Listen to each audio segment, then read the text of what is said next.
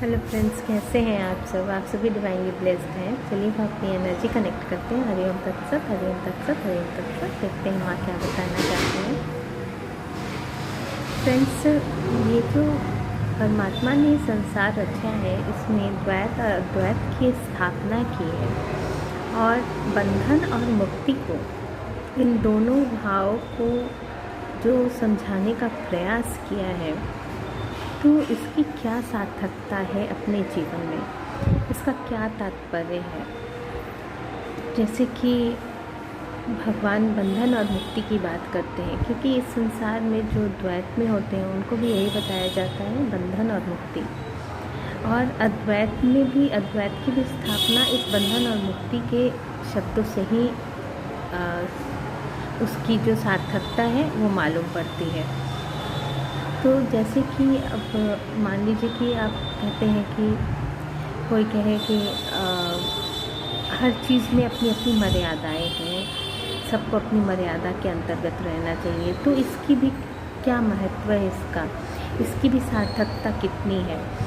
तो लोग कहते हैं कि एक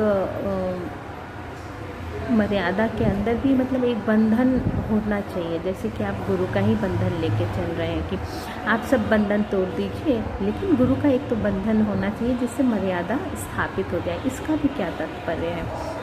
तो जैसे कि मान लीजिए कि एक एग्ज़ाम्पल लेते हैं हम लोग कि बहुत लोग जैसे ये कहते हैं कि अगर एक नदी है, वो अगर उसके बांध ना हो, अगर वो जैसे भी तैसे बहती रहे कहीं भी कैसे भी, तो वो एक नदी नहीं रह जाएगी। उसका भी एक बांध है जिसके अंदर उसकी मर्यादा निर्धारित है। तो इसका क्या तात्पर्य है।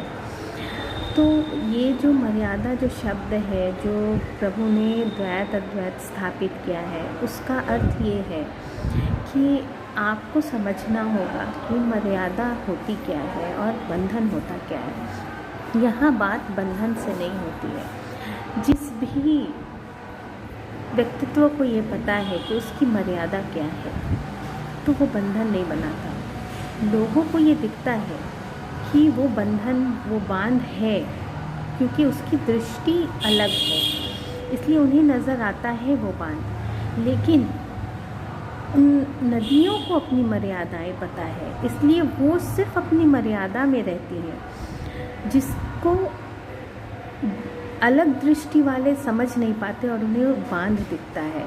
इसीलिए ये जो बंधन और मुक्ति का जो अर्थ है, तात्पर्य है, वो दृष्टि से भेद उत्पन्न कर देता है, जो कि द्वैत और अद्वैत की